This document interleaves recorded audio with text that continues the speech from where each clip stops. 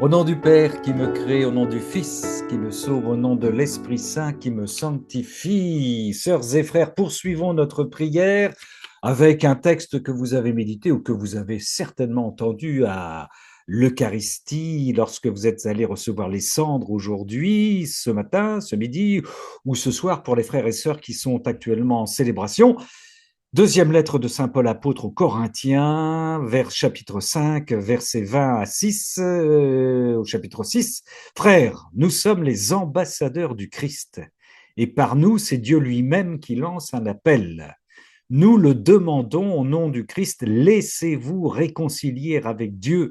Celui qui n'a pas connu le péché, Dieu l'a pour nous identifié au péché, afin qu'en lui, nous devenions justes de la justice même de Dieu. On parlait de la justice dans un cénacle précédent il n'y a pas si longtemps. En tant que coopérateurs de Dieu, nous vous exhortons encore à ne pas laisser sans effet la grâce reçue de lui en abondance dans le livre du ciel, dans la divine volonté, bien sûr. Car il dit dans l'Écriture, au moment favorable, je t'ai exaucé, au jour du salut, je t'ai secouru. Le voici maintenant le moment favorable, le voici maintenant le jour du salut, très important, là aussi ça rejoint notre cénacle sur l'Apocalypse de la semaine dernière, le voici maintenant le moment favorable, le voici maintenant le jour du salut. Notre Père qui es aux cieux, que ton nom soit sanctifié, que ton règne vienne, que ta volonté soit faite sur la terre comme au ciel et dans ce cénacle. Donne-nous aujourd'hui notre pain de ce jour, pardonne-nous nos offenses, comme nous pardonnons aussi à ceux qui nous ont offensés, et ne nous laisse pas entrer en tentation, mais délivre-nous du mal. Notre maman Marie qui nous attend tous les soirs pour réunir sous son manteau afin que le royaume de la divine volonté qui est son royaume descende, arrive au plus tôt. Réjouis-toi Marie, comblée de grâce, le Seigneur est avec toi. Tu es bénie entre les femmes et Jésus, le fruit de ton sein, est béni. Sainte Marie, Mère de Dieu, prie pour nous pécheurs, maintenant et à l'heure de notre mort. Amen. Rends nos oreilles disponibles, notre intelligence disponible, notre cœur disponible, que ton Fils, que l'Esprit Saint vienne souffler dans notre souffle, que son intelligence vienne nous plonger dans la science infuse pendant ce cénacle. Amen. Alors, quelques petites informations pour d'abord saluer nos frères et sœurs qui nous regardent en différé, comme à chaque fois, vous êtes très nombreux, vous voulez nous rejoindre, c'est très simple, c'est gabrol 2235@gmail.com, gabrol 2235@gmail.com, voilà pour nous rejoindre. Et puis vous dire que je vous annonçais que vendredi prochain, 20 février, si vous êtes avec nous ou si vous le regardez en différé, nous aurons deux cénacles en un, puisque nous aurons Chantal qui va nous proposer libérer la divine volonté pour être libre. Et le deuxième, ce sera notre sœur Sabrina qui va se lancer, qui va nous proposer le salut d'Israël. Ce sera vendredi prochain. Une petite nouvelle avec nous. Enfin, une petite nouvelle, je veux dire, c'est pas une nouvelle. On la connaît bien, Sabrina, mais ça sera pour elle un galop d'essai. Et puis, tiens, je vous annonce aussi que vendredi 27, je vous proposerai un cénacle intitulé De l'onctueuse crème de divine volonté sur mon carême. J'ai mis un petit peu de douceur là-dedans parce qu'on va secouer un petit peu notre carême revisité par la divine volonté. Ce sera pour le vendredi 27. Et puis, entre-temps, nous aurons notre cénacle lecture la semaine prochaine, bien sûr, comme d'habitude, avec une ouverture, celle de notre sœur Swad, qui est là. Et vous avez vu depuis ce matin, 8 heures, bonsoir Mélanie, elle est cendrée et elle reste cendrée. Ma sœur Swad. Bonsoir tout le monde. Alors, Jésus qui parle. L'âme qui vit dans ma volonté sur la terre le fait à travers la souffrance. Ben oui. Il serait incorrect que, arrivée au ciel, elle ne jouisse pas davantage de la joie et des bienfaits de ma volonté. Le 11 septembre 1924, volume 17. Amen, fiat. 11 septembre 1924, volume 17. Oui, voilà. Bon, ben, je te demande pas si ça te parle, ma sœur. Oui, ça me parle beaucoup, oui. Énormément. Tu peux, oui, alors évidemment, le centre de cette phrase, tu peux nous la relire, c'est la souffrance, bien sûr, hein. Oui, Vas-y. c'est la souffrance. L'âme qui vit dans ma volonté sur la terre le fait à travers la souffrance. Il serait incorrect que, arrivée au ciel, elle ne jouisse pas davantage de la joie et des bienfaits de ma volonté. Amen. Fiat, C'est merci, c'est merci, merveilleux. merci, ma sœur Swad. Merci pour ce 11 septembre 1924, volume 17. L'amour du Seigneur, on le répète toujours, hein, dépasse toujours les croix, les souffrances qu'il nous donne. Il insiste lourdement là-dessus, hein, pour ne pas tomber dans une vision janséniste de notre relation à Dieu. C'est l'amour qui précède les croix, hein, et qui déborde, qui enveloppe toute croix, toute souffrance. C'est très important. Évidemment, seuls les chrétiens peuvent comprendre ça. Les gens qui ne sont pas dans cette relation avec notre Seigneur, là, n'y comprennent, n'y voient que du feu. Ma sœur Sylvie, souhaites-tu prendre la suite? Peux-tu prendre la suite? Ça va, ça va aller. Mais je pense que je vais prendre un autre texte que j'avais prévu. Ben vas-y. J'avais prévu prendre le 9 janvier, mais là, je vais prendre celui du 1er janvier dans le 1920. C'est plus à la, fin dans le 12e volume. Volume 12, nous t'écoutons. 1er janvier 1920, OK. volume 12. OK. C'est par chaque action faite dans ma volonté, l'âme m'encercle et me scelle à l'intérieur de sa volonté. Les actes faits dans ma volonté sont des hosties éternelles, dont les espèces ne sont pas sujettes à être consommées, contrairement à ce qu'il est pour les hosties sacramentelles, où ma vie sacramentelle cesse dès que les espèces sacramentelles sont consommées. Dans les hosties de ma volonté, il n'y a pas de farine ou d'autres matières. Leur substance est ma volonté éternelle, unie à la volonté de la créature, qui, fondue dans la mienne, est devenue éternelle. Ces deux volontés ne sont pas sujettes à être consommées. Qu'y a-t-il de surprenant à ce que la totalité de ma personne soit multipliée autant de fois qu'il y a des actions faites dans ma volonté? Pour chacune de ces actions, je suis scellé dans l'âme et l'âme est scellée en moi. Ce sont là des prodiges de ma volonté. N'est-ce pas assez pour t'enlever tout doute? Magnifique. J'aime beaucoup ce texte-là, entre autres aussi, parce que j'aime beaucoup l'Eucharistie, puis ces temps-ci, c'est encore plus difficile pour moi d'y assister. J'étais tellement réconfortée de savoir ça. Fait que chacune de mes actions, il pouvait être Eucharistie aussi, ça me réconfortait dans la privation de pouvoir m'ancrer en moi par la divine volonté. Les actes faits dans ma volonté sont des hosties éternelles dont les espèces ne sont pas sujettes à être consommées. Ah ouais. Contrairement, dans les hosties de ma volonté, il n'y a pas de farine ou d'autre matière. Leur substance est ma volonté éternelle unie à la volonté de la créature, qui a fondu dans la mienne et devenue éternelle. Ces deux volontés ne sont pas sujettes à être consommées.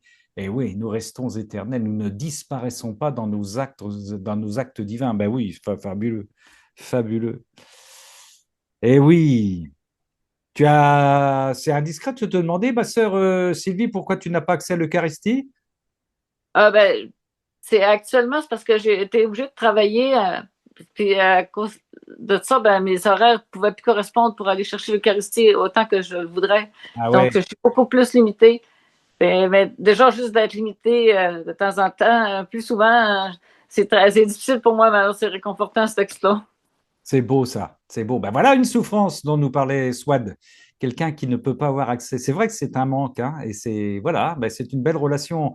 Le Seigneur doit t'aimer, voilà, en te voyant dans le manque que tu as, et ça doit le toucher particulièrement, ma sœur, certainement. Merci. Pour chacune de ces actions, je suis scellé dans l'âme et l'âme. Et là, tu es dans une action divine, hein. Pour chacune de ces actions, je suis scellé dans l'âme et l'âme est scellée en moi. Ce sont là les prodiges de ma volonté. N'est-ce pas assez pour t'enlever tout doute? Magnifique, magnifique. Merci, ma sœur du Québec. Enfin, du Québec, oui, c'est du Québec. Mais oui, mais oui, mais oui, qui est avec nous. Et puis, voilà, entretien. Tu sais que ce qu'il y a d'extraordinaire dans la divine volonté, c'est que malgré la privation, on a beaucoup expérimenté ça pendant le Covid, hein, on reçu le don de la divinité voilà, c'est qu'on est en communion spirituelle avec si on est privé, hein, si je dis bien si on est privé par notre Seigneur, on rejoint toutes les Eucharisties qui sont célébrées et on communie à toutes ces Eucharisties. C'est ça qui est fabuleux, c'est ça qui est extraordinaire, quoi, hein. Mais Ouais, quand on est privé, hein. Alors après, quand on a cette chance, entre parenthèses, je suis un peu trivial, cerise sur le gâteau, d'aller à l'Eucharistie, allez, on y va, on s'y précipite, parce qu'on vit tout à fait. l'Eucharistie.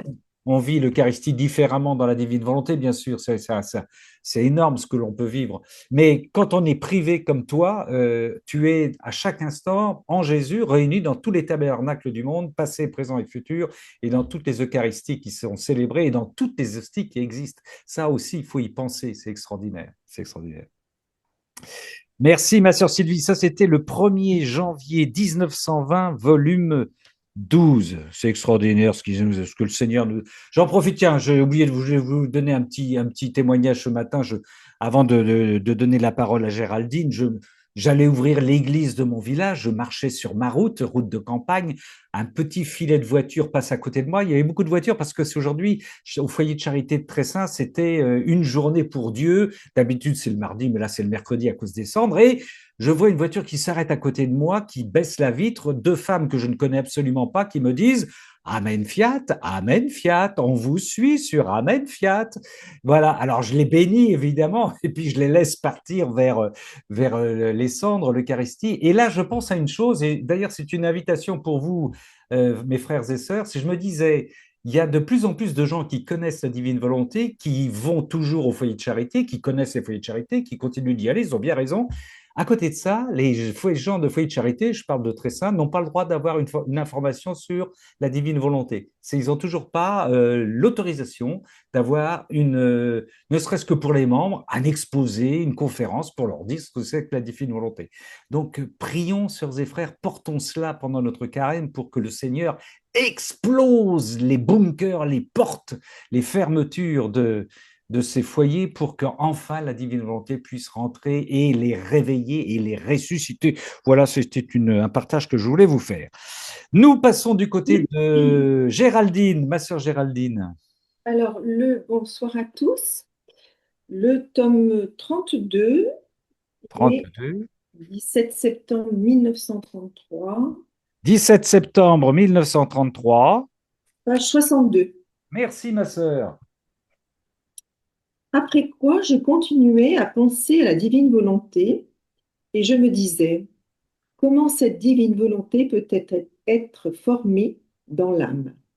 Et mon doux Jésus ajouta, ma fille, la vie humaine est composée de l'âme, du corps, de membres distincts les uns des autres, mais quel est le mouvement premier de cette vie? La volonté, la volonté, si bien que si bien que sans la vie, elle pourrait ni accomplir de belles œuvres, ni acquérir des sciences, ni être capable de les enseigner. Par conséquent, toute la beauté de la vie disparaîtrait de la créature, et si elle possède beauté, héritage, valeur et talent, il faut l'attribuer au mouvement de l'ordre que la volonté maintient sur la vie humaine. Tu peux te rapprocher de ton micro, s'il te plaît? On a un petit problème de son avec toi. Oui, s'il te plaît. Ça va là? Oui, c'était meilleur là. Or, si ma divine volonté Voilà. détient, voilà. Or, si ma divine volonté détient ce mouvement de l'ordre sur la créature, elle forme alors en elle sa vie divine. Ainsi, pourvu que la créature accepte de recevoir ce mouvement de l'ordre de ma volonté en elle et autour d'elle comme premier mouvement de tous ses actes, déjà ma vie divine devient formée et occupe son poste royal dans les profondeurs de l'âme. Le mouvement est la vie, et si le mouvement a son origine dans la volonté humaine, on peut l'appeler vie humaine. Si au contraire, il a son mouvement dans ma volonté, on peut l'appeler vie divine. Tu vois combien il est facile de former cette vie, à condition que la créature le veuille. Je ne demande jamais des choses impossibles à la créature, et je les facilite plutôt, en les rendant adaptables et praticables avant de les demander. Et lorsque je les demande, afin de m'assurer qu'elle pourra faire ce que je lui demande, je m'offre à faire avec elle ce que je veux qu'elle fasse. Je peux dire que je me mets à sa disposition pour qu'elle puisse trouver force, lumière, grâce et sainteté, non pas humaine mais divine. Je ne savais pas là, pardon, Je ne vais pas là pour lui donner d'abord ce que je peux lui donner, ni faire ce que je peux faire. Mais dès que la créature fait ce que je veux, je lui donne avec elle une telle abondance qu'elle ne sent plus le poids, mais le bonheur du sacrifice, ce que ma divine volonté sait comment donner. Alors oui, donc je me suis arrêtée sur le premier mouvement, parce que donc ce premier mouvement de la vie, de la vie de la volonté, et la volonté, quoi, aussi bien humaine que divine. Et donc Jésus parle du mouvement de l'ordre que la volonté maintient sur la vie.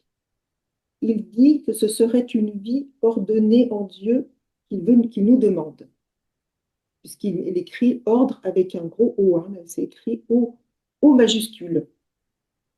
Donc, il dit que la divine volonté maintient ce mouvement de l'ordre sur la créature, et dans ce premier mouvement, il forme sa vie divine. Premier mouvement. J'ai voulu décortiquer un petit peu, hein.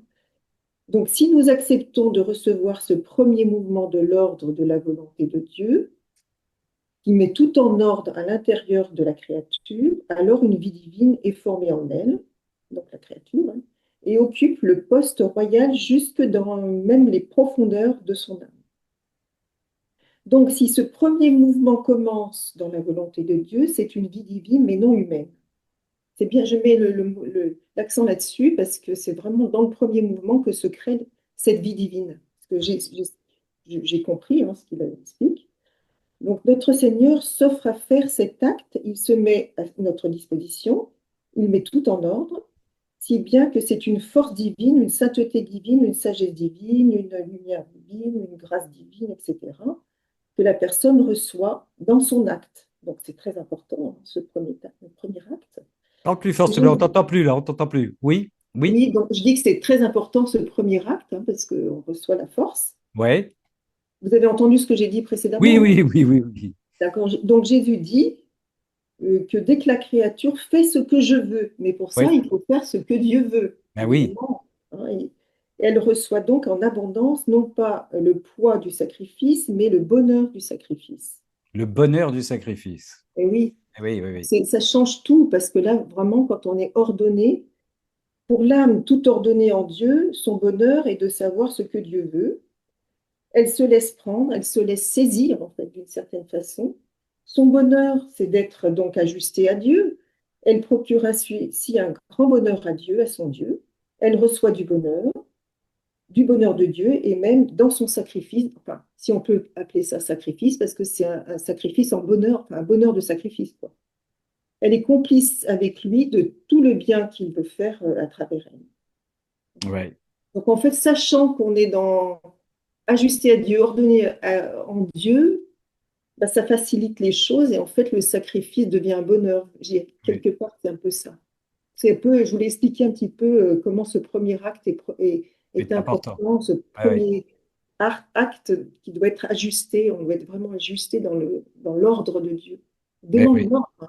Il demande cet ordonnement, quoi. Enfin, j'espère que je me suis bien fait comprendre. Oui, oui, oui, je peux lui donner, mais c'est important, oui, c'est la première démarche, c'est notre intention. Qu'est-ce que nous voulons faire dans dans l'acte dans lequel nous allons laisser notre Seigneur opérer, dans lequel nous allons laisser notre Seigneur opérer. C'est important.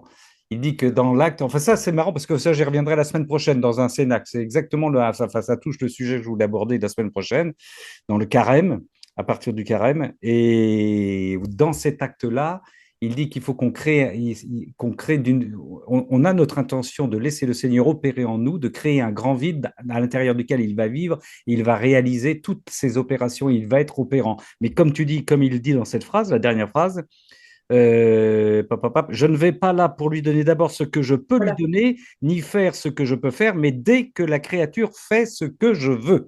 Voilà, Voilà.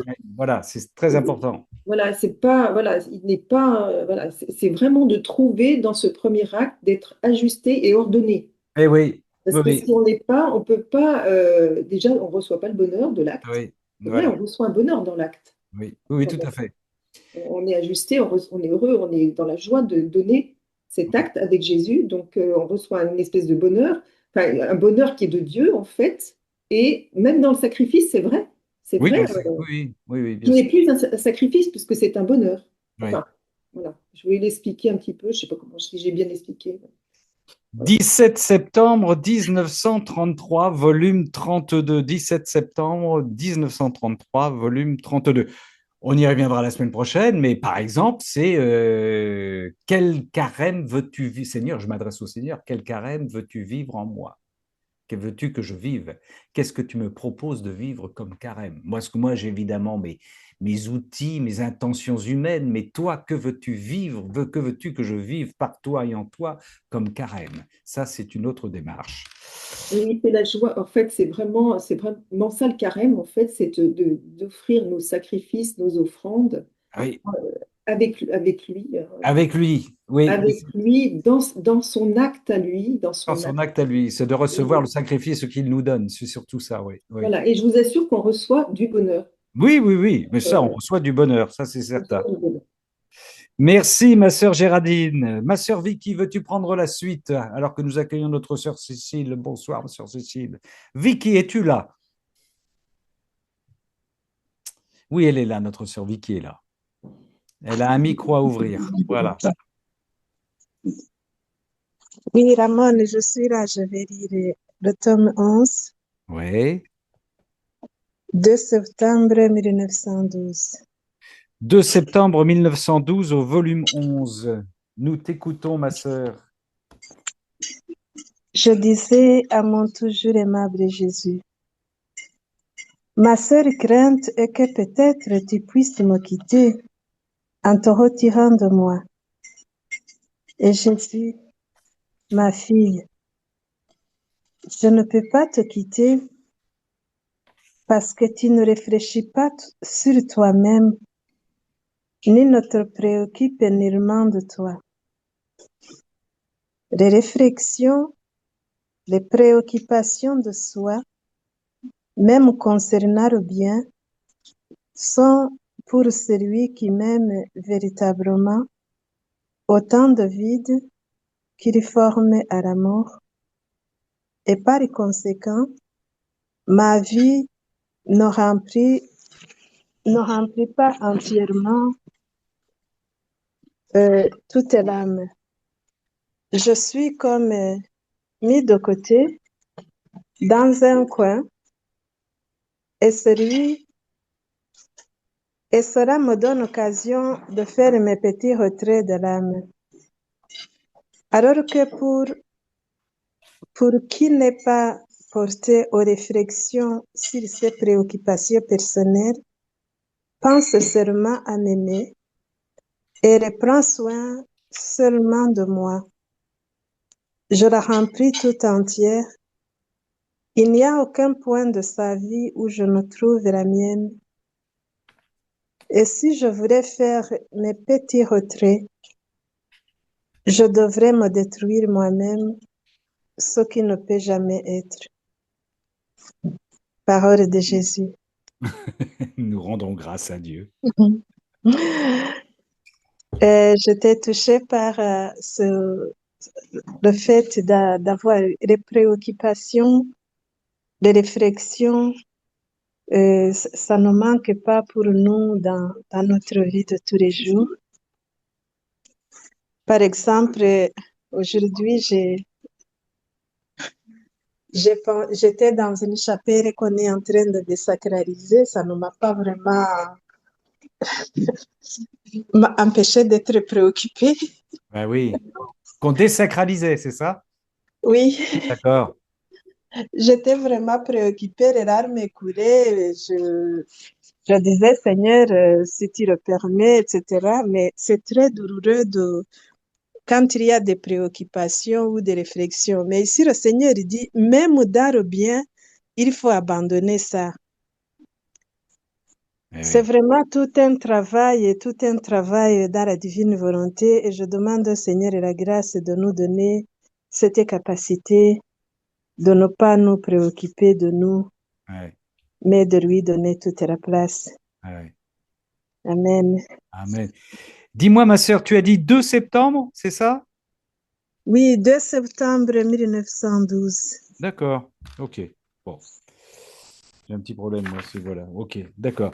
Mais oui, oui, l'abandon, la confiance totale, oui, oui, oui. Hein, comme tu as raison, hein, tu as raison. Ne pas nous préoccuper, aller jusqu'à tout l'amour qu'il a, quoi qu'il arrive. Voilà, là, ça, c'est de l'ordre du sacrifice et de la souffrance. Hein, parce qu'on souffre, comme tu dis, ce que tu as vécu, c'est une souffrance, ça aussi. Et je lisais dans un autre volume aussi ce Seigneur qui dit priez, priez, aimez, mais les gens qui vous persécutent, il n'a fait que ça. Il n'a fait que ça. Il n'a fait qu'aimer toute personne. Et ça va jusque-là, l'amour du Seigneur. Hein. Ça va dans toutes circonstances. Implorer, réparer, être miséricordieux et aimer, y compris, c'est pas un vain mot, aimer ses ennemis, et donc aimer une situation qui nous semble catastrophique aussi. Aller au-delà de de ce que l'on ressent dans notre souffrance, offrir cette souffrance et l'offrir dans l'espérance et dans l'amour. Ouais. Sincèrement, c'était très difficile parce que au moment que les personnes qui désacralisaient venaient, Ouais. j'avais dans mon cœur l'évangile où, et je sais pas si c'est Jacques et Jean qui disaient à Jésus, tu veux qu'on demande que le feu vienne les Ah oui, dévorer, et oui, Jacques et Jean, que le feu vienne les détruire. Et ah entre-temps, oui. je disais, tais-toi, Vicky, ce n'est pas ça. C'est bien. Tu avais ta colère. Ah Oh, mais comment c'était vraiment dur. oui. Les fils du tonnerre, oui, Jacques et Jean. Ouais. Oui. Ah oui. Ben oui, on a envie, on a des colères, oui, oui. Ouais, ouais. Et le Seigneur, il a pas eu de, enfin, il a rarement eu, enfin si, au temple, mais autrement, ça a toujours été de la miséricorde, hein, et de la patience. Ça, Et c'est. c'est là que le fiat, en fait, est difficile à prononcer Oui, dans ces cas-là. ben oui, Là, j'ai expérimenté combien dire fiat, Seigneur, fiat pour tout ce qui arrive, fiat pour tout ce que tu permets. ouais. C'est vraiment quelque chose qui ne peut pas dépendre de notre chair et de notre sang. C'est une grâce qui va nous venir de Dieu, de lui-même. Nous sommes bien, nous sommes bien d'accord, ma sœur Vicky. Nous Oui, sommes bien d'accord. Ah oui, il faut cette puissance divine pour poser notre fiat dans des circonstances comme ça, c'est sûr, oui, oui. c'est sûr, c'est sûr. Et oui. Dans la désacralisation, dans ce qu'on nous propose aujourd'hui, enfin dans les mesures, même dans les mesures politiques, hein, on est plus ou moins en fonction de ce que le Seigneur nous donne. On peut être très touché, par exemple, quand on apprend, par exemple, que dans le projet de loi sur l'euthanasie, les médecins, les religieux, les religieuses pourraient se retrouver emprisonnés parce qu'ils refusent de pratiquer l'euthanasie, par exemple. Ça, il faut vraiment avoir comme tu dis, un fiat posé par le Seigneur pour avaler de telles couleuvres, quoi. C'est terrible, c'est terrifiant, hein, terrifiant. Eh oui. Merci, ma sœur Vicky, pour ce combat dans le fiat. C'est lui-même qui ramène Ramon. Eh oui, ça c'est crucifiant, ça, hein. Ça c'est crucifiant quand on se trouve à des situations contraires qui touchent à notre foi. Toute notre âme, nos corps, enfin toute la sensibilité est touchée et crucifiée, là, c'est sûr. Hein.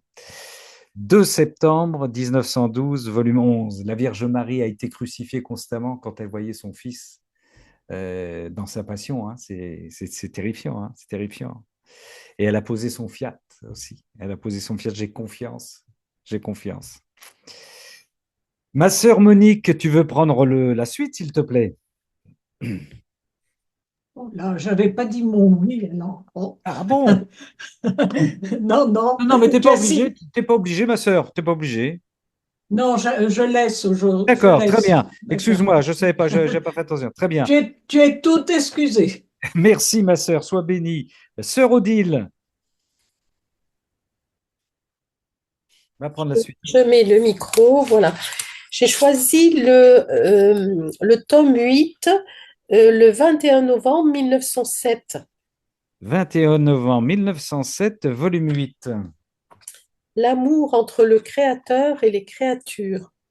Me trouvant dans mon état habituel, je m'unissais à notre Seigneur en fondant mes pensées, mes battements de cœur, mes respirations et tous mes mouvements avec les siens, avec l'intention d'aller vers toutes les créatures pour leur communiquer tout cela. De plus, comme j'étais unie à Jésus dans le jardin des Oliviers, Je donnai à chaque créature ainsi qu'aux âmes du purgatoire les gouttes de son sang, ses prières, ses souffrances et tout le bien qu'il faisait, de telle sorte que tous leurs mouvements, battements de cœur et respiration soient réparés, purifiés et divinisés. De plus, je distribuais ces souffrances comme remède pour tous. Pendant que je faisais ainsi, Jésus béni me dit en mon intérieur, ma fille, par ces intentions, tu me blesses continuellement, et puisque tu le fais souvent, une flèche n'attend pas l'autre, causant toujours en moi de nouvelles blessures. Je lui dis, comment est-il possible que tu sois blessé par moi quand tu me fais tant souffrir en me faisant attendre après ta venue? Que sont ces blessures? Correspondent-elles à l'amour que tu me portes? Il reprit, en fait, je n'ai rien dit de tout ce que j'ai à te dire. L'âme qui est en pèlerinage ne peut comprendre tous les bienfaits et l'amour qui circule entre le Créateur et les créatures. Elle ne peut pas comprendre que ses actions, ses paroles et ses souffrances font partie de ma vie et que seulement en agissant comme toi, elle peut faire du bien à tous. J'ai trouvé ce passage super. Oui, oui. On est dans les réparations, là. Hein, On est dans les réparations, Pas voilà. d'exemple de réparation dans le premier paragraphe. Hein. Ouais. Oui. Oui, on est complètement dans les réparations et avec le début de carême aussi, quoi. Ouais. Voilà. Et on est dans notre fil rouge. Hein. Ouais, Et on est dans notre fil rouge avec Swad. Oui, ben oui, c'est la totale, là. Oui. Oui. Oui. De plus, comme j'étais uni à Jésus dans le jardin des Oliviers, je donnais à chaque créature, Louisa qui est au jardin des Oliviers, je donnais à chaque créature ainsi qu'aux âmes du purgatoire les gouttes de son sang. Vous voyez, le genre de prière qu'on peut faire, ça, c'est pas compliqué. Hein. Donner aux âmes du purgatoire les gouttes de son sang, ses prières, ses souffrances et tout le bien qu'il faisait, de telle sorte que tous leurs mouvements, battements de cœur et respiration soient réparés, purifiés et divinisés. Le Seigneur dit que quand on fait ce genre d'opération, de prière, de réparation, on répète sa vie, on la répète, on la recrée. Oui, c'est ça. C'est important. Hein, et ça sert à tous, c'est ce qu'il dit à la fin. Voilà, voilà. Ça sert à tous, oui. Oui. C'est ça qui est fabuleux, quoi. Oui, oui. On est blessé, on offre les blessures de notre Seigneur qu'il a vécues lors de sa passion, on les offre, on le répare, et en le faisant ainsi, on le blesse de nouveau, mais on le blesse d'amour. On le blesse d'amour, oui. On le blesse d'amour parce que voilà, il n'y a rien qui lui fasse plus plaisir que cela. C'est la créature qui revit dans son humanité ce qu'il a vécu par sa divinité. C'est extraordinaire, ça. Hein. Ouais. J'ai trouvé ce passage vraiment magnifique. Oui, c'est très beau, très très beau. Merci. Très beau. Oui, je l'avais décortiqué, surligné, colorié, magnifique. Oui. Ça, c'est Tu voulais ajouter quelque chose, Odile? Non, très bien, merci. 21 novembre 1907. 21 novembre 1907, le volume 8. Notre sœur Françoise de la Lyonnaise des fonts baptismaux et des eaux. Oh ben, elle aime se faire prier, notre sœur Françoise. Vous allez voir, elle va revenir. Françoise, Françoise. Vous m'entendez? Oui, on t'entend, on t'entend. Ah ben, je vais prendre mon temps, tu vas voir. Alors, je vais commencer par le semeur est sorti pour semer dans Luc 8,5. Luc 8,5, c'est l'évangile, ça, ma sœur. Exactement. Bonsoir, Chantal. Bonsoir, Chantal. Bonsoir. Vas-y, Ça va? lis-nous Luc 8,5. Comme une foule se rassemblait et que de chaque ville on venait vers Jésus, il dit une parabole. Le semeur sortit pour semer la semence, et comme il semait, il en tomba au bord du chemin. Les passants la piétinèrent et les oiseaux du ciel mangèrent tout. Il en tomba aussi dans les pierres, elle poussa et elle sécha parce qu'elle n'avait pas d'humidité. Il en tomba au milieu des ronces, et les ronces, en poussant avec elle, l'étouffèrent. Il en tomba enfin dans la bonne terre, elle poussa et elle donna du fruit au centuple. Disant cela, il éleva la voix. Celui qui a des oreilles pour entendre, qu'il entende. Ses disciples lui demandaient ce que signifiait cette parabole et il leur déclara, à vous, il est donné de connaître les mystères les mystères du royaume de Dieu, mais les autres n'ont que les paraboles. Ainsi, comme il est écrit, ils regardent sans regarder, ils entendent sans comprendre. Voici ce que signifie la parabole. La semence est la parole de Dieu. Il y a ceux qui sont au bord du chemin. Ceux-là ont entendu, puis le diable survient et il enlève de leur cœur la parole pour les empêcher de croire et d'être sauvés. Il y a ceux qui sont dans les pierres. Lorsqu'ils entendent, ils accueillent la parole avec joie, mais ils n'ont pas de racines. Ils croient pour un moment et au moment de l'épreuve, ils abandonnent. Ceux qui est tombé dans les ronces, ce sont les gens qui ont entendu, mais qui ont étouffé, chemin faisant, par les soucis, la richesse et les plaisirs de la vie et ne parviennent pas à maturité. Et ce qui est tombé dans la bonne terre, ce sont les gens qui ont entendu la parole dans un cœur bon et généreux, qui la retiennent et portent du fruit par leur persévérance. Personne, après avoir allumé une lampe, ne la couvre d'un vase ou ne la met sous le lit. On la met sur le lampadaire pour que ceux qui entrent voient la lumière. Car rien n'est caché qui ne doive paraître au grand jour, rien n'est secret qui ne doivent être connu et venir au grand jour. Faites attention à la manière dont vous écoutez, car celui qui a en donnera, et à celui qui n'a pas, même ce qu'il croit avoir sera enlevé.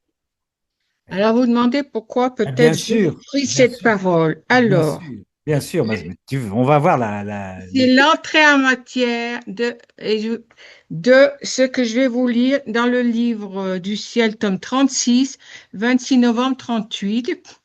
26 novembre 1938, oui. Et c'est un mois avant la fermeture des livres, puisque ça se termine aux environs du 25 décembre 38. D'accord. Alors, Jésus parle à Louisa, ma bienheureuse fille, mon vouloir veut donner, mais il veut trouver la disposition de la créature pour déposer ses dons. La disposition est comme la terre entre les mains du fermier. Peu importe la quantité de semences qu'il possède, sans avoir de terre où les semer, il ne pourra jamais planter. Et si la terre avait la raison et qu'elle n'était pas disposée à recevoir les semences, le pauvre fermier aurait l'impression que les semences avec lesquelles il voulait enrichir la terre lui sont rejetées en plein visage. Telle est ma volonté. Elle veut donner. Mais si elle ne trouve pas l'âme disposée, elle ne trouvera pas d'endroit où placer ses dons. À son grand désespoir, elle aura l'impression. Continue, vas-y. Elle aura l'impression qu'ils lui sont rejetés en plein visage. Je vais lentement pour que tu récupères. Et voilà, c'est parce que. Vas-y, continue. Attends, mais je sais pas où c'est, parce que sur ma tablette, j'ai pas pu, je n'y vois pas aussi bien que ça, en fin de compte. Et si elle voulait parler à l'âme, elle la trouverait sans oreille pour se faire entendre. Ainsi, la disposition prépare l'âme, ouvre les portes divines, donne l'ouïe et met l'âme en communication. L'âme entend la disposition avant ce que mon vouloir veut donner, de telle sorte qu'elle aime et attend ce qu'elle doit recevoir. De telle sorte qu'elle aime et attend ce qu'elle doit recevoir. Si elle n'est pas disposée, nous ne donnons rien parce que nous ne voulons pas exposer nos dons à l'inutilité. La disposition est comme la terre pour le fermier qui se soumet à ce que le fermier veut faire. Elle se laisse travailler, sarcler, et elle met en sûreté dans ses sillons la semence qu'il veut lui donner. C'est la même chose avec notre être suprême. Si nous trouvons la disposition, nous faisons nos travaux et nous préparons la créature en la purifiant. De nos mains créatrices, nous préparons l'endroit où placer nos dons et former nos plus belles œuvres. Oui. Voilà. Alors, quand j'ai lu ce texte, j'ai pensé tout de suite au semeur. Bien sûr. Comme évidemment. Et j'avais envie de lire le semeur parce que moi, quand je lis les textes, en général, je visualise l'histoire. Et je me suis dit, le Seigneur, là, il parle il y a 2000 ans, il parle à nous aussi à travers la Bible, évidemment, mais il parle à ses apôtres. Et 2000 ans après, il nous dit la même chose à nous. Oui. Et je suis surprise parce que je constate que ce texte, il est à la fin de tous les livres. Alors, on aurait pu s'attendre à ce qu'il soit au début. Oui. Voilà, bon, j'ai constaté ça, je dis, ah, c'est à la fin.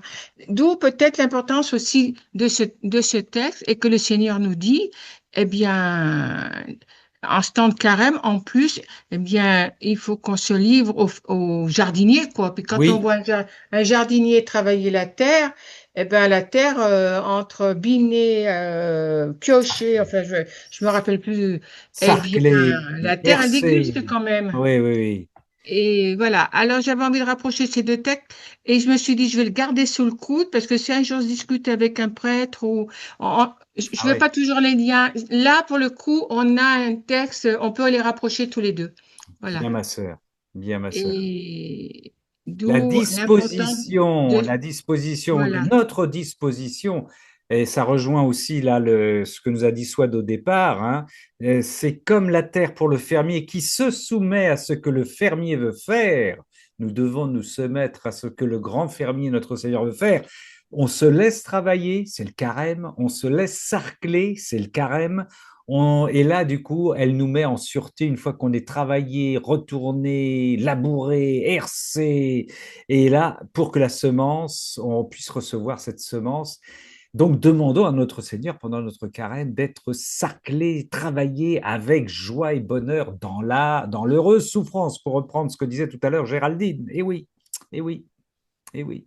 Oui, et en même temps, alors c'est pas dit dans Louisa, mais c'est dit dans l'Évangile. Jésus il dit, on ne met pas une lampe allumée et on ne la met pas sous un Sous le vase. boisseau, Vous oui, êtes la lumière du monde. oui, oui, oui, oui.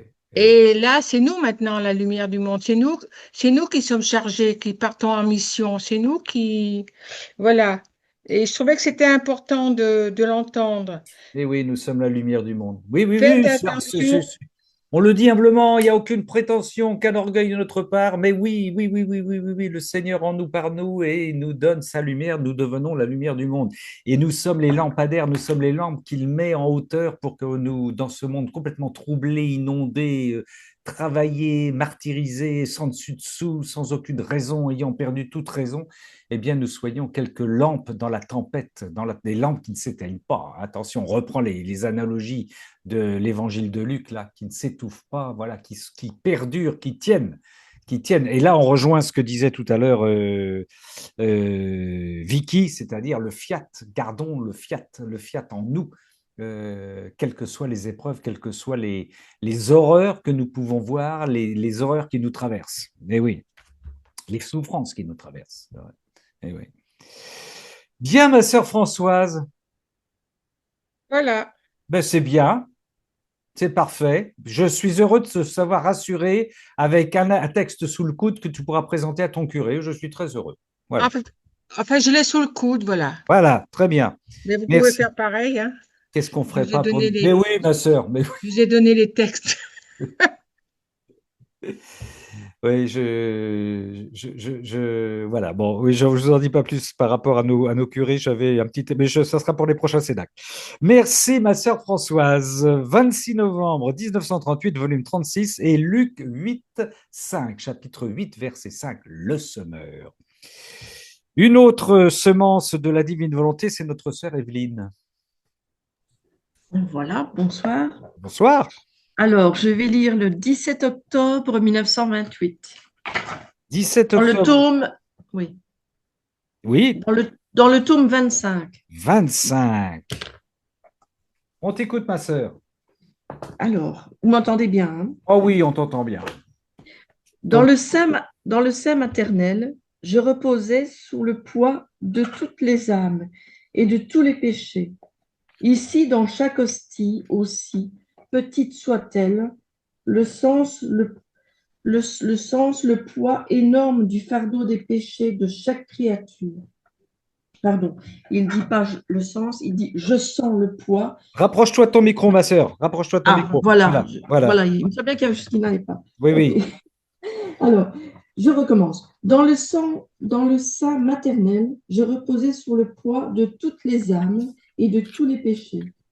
Ici, dans chaque hostie aussi, petite soit-elle, je sens le poids énorme du fardeau des péchés de chaque créature. Et tandis que je me sens écrasée sous l'énormité de tant de fautes. Je ne me lasse pas. En effet, l'amour véritable ne se lasse jamais. Il veut gagner par des sacrifices plus grands. Il veut exposer sa vie pour ceux qui aiment. Aussi, dans chaque hostie sacramentelle, ma vie recommence depuis ma conception jusqu'à ma mort. Waouh!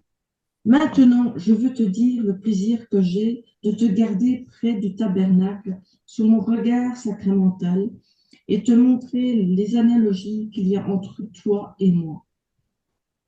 Tu vois, je suis là caché sous la domination de ma volonté divine. Ah, c'est vraiment elle, avec sa puissance, qui me cache dans chaque hostie à la consécration. Toi, tu restes dans ton lit, sous l'autorité de mon fiat. Ah, ce ne sont pas les maladies du corps qui te clouent au lit.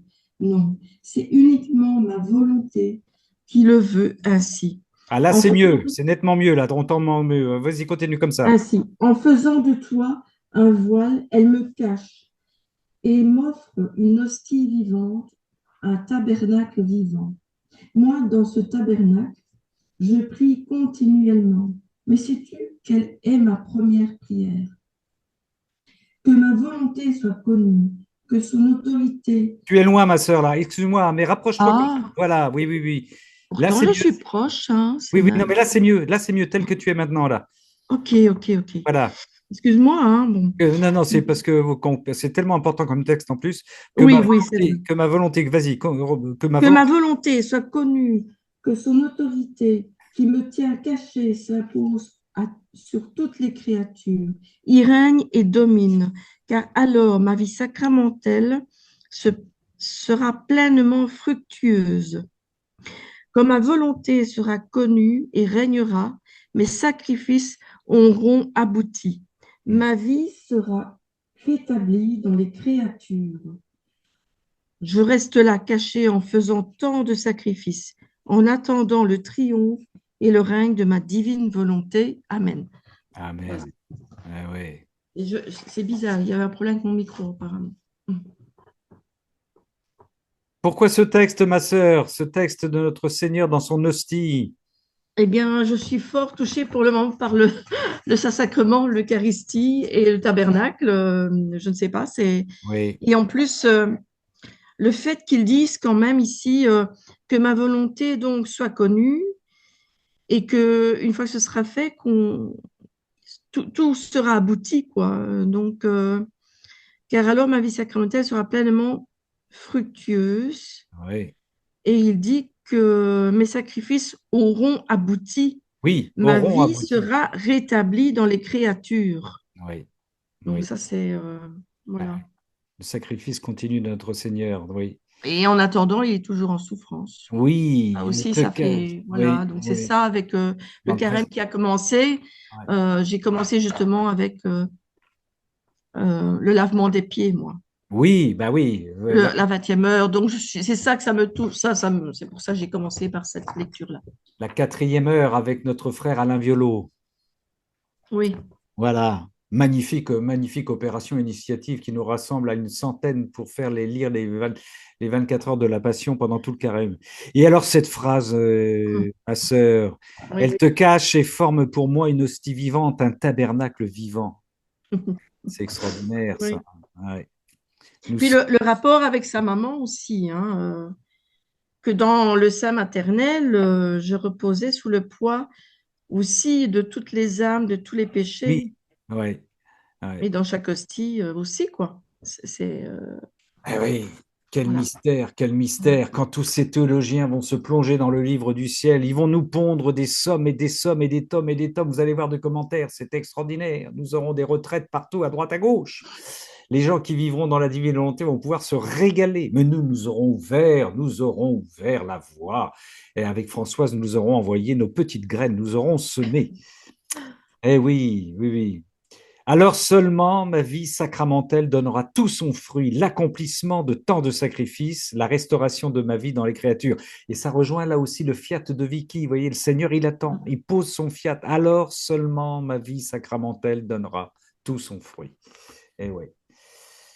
aucune souffrance, aucune des souffrances de notre Seigneur n'est inutile et n'est perdue, elle porte du fruit. Mais la patience divine, la patience qu'il a avec chacun et chacune d'entre nous. Alors, rappelons-nous. Voulais-tu ajouter autre chose, ma sœur Evelyne? Mais que nous aussi, on doit être patient avec nos frères et sœurs dans l'Église parce qu'au moment des messes, par moment, comme tout à l'heure, j'étais triste, enfin triste, pas en pleurer, mais je veux dire quand même, voilà, c'est pas toujours évident pour certains de comprendre que Jésus est vraiment là dans l'hostie, quoi, Ouais. et, euh, et devant le Saint-Sacrement. Oui. Donc on doit être patient, nous aussi. Tout à fait. Et on doit offrir pour le Seigneur. Comme nous devons être. Alors, il y a patient avec ses frères dont tu parles là, mais il y a aussi être patient avec les frères qui ne vont jamais devant le tabernacle, qui ne le connaissent pas. Avec cela aussi, il nous faut être encore plus patient et les porter. Oh oui, 17 octobre 1928, volume 25. Ma sœur Frédéric, si tu veux. Merci, ma sœur Evelyne. Frédéric, est-ce que tu veux bien prendre la suite? D'accord, j'enlève le... Oui, puisque vous aviez parlé de l'Eucharistie, c'est vrai que pendant un temps, je me disais, je vais parler de la ronde de Louisa, préparation à la communion avec la Vierge Marie, parce que cette ronde, je la fais avant de prendre l'Eucharistie à chaque fois, je la trouve très importante. Oui. Bon, ben là, je la dis pas, mais elle est sur les réseaux sociaux, on voit Oui. cette fameuse ronde de Louisa à la Vierge Marie. Et je la trouve vraiment très importante parce que Jésus place l'intelligence de Jésus dans mon intelligence, place le cœur de Jésus dans mon cœur, place ses pieds dans mes pieds, place ses oreilles dans mes oreilles. Enfin, faut placer tout Jésus en nous. Oui. Et cette ronde, elle est magnifique. Ouais. Et je la fais régulièrement et voilà, je la trouve très, très importante parce que je me dis, il faut prendre Jésus avec lui-même en quelque sorte. Oui. Il faut le prendre avec lui, comme si c'était lui qui prenait l'Eucharistie. Et donc, cette ronde, elle m'aide, si tu veux, elle m'aide à m'identifier au Christ. Voilà, et à ce qu'il soit à l'intérieur de moi pour prendre. Ouais. Là, bon, je la lis pas, mais je l'ai donnée quand même à certaines personnes, cette ronde. Je l'ai écrite et je l'ai donnée à certaines personnes. Donc voilà, alors donc là c'est le tome 29, 13 février 1931. Mon frère était né un 13 février, ben voilà. 13 février 1931, volume 29, d'accord. Voilà, il est plus de ce monde. Bon, bref. Donc, la créature qui vit dans le divin vouloir vit au centre de sa lumière. À l'inverse, celle qui ne vit pas dans le divin vouloir se trouve à la circonférence de sa lumière. Oui. Alors, ma vie, mon doux Jésus, ô, viens à mon aide, ne m'abandonne pas. Avec la puissance de ta très sainte volonté, investis ma pauvre âme et éloigne de moi tout ce qui me trouble et me torture. Fais se lever en moi ce nouveau soleil de paix et d'amour. Sinon, je ne me sens plus assez de force pour continuer à faire le sacrifice d'écrire. Déjà ma main tremble et ma plume ne court plus sur le papier. Mon amour, si tu ne m'aides pas, si tu n'écartes pas de moi ta justice, qui me met dans le terrible état où je suis, je me sentirai incapable d'écrire encore un seul mot. Aussitôt aide-moi, je m'efforcerai d'obéir autant que possible à celui qui me commande, d'écrire tout ce que tu m'as dit sur ta très sainte volonté. Moi, je passe après. Et il me dit, ma fille, courage, pense qu'un vouloir divin règne en toi et qu'il est une source de bonheur et de joie éternelle. L'amertume et les oppressions forment des nuages autour du soleil de ma volonté et empêchent ces rayons de briller sur ton être. Voilà. Ma volonté veut te rendre heureuse.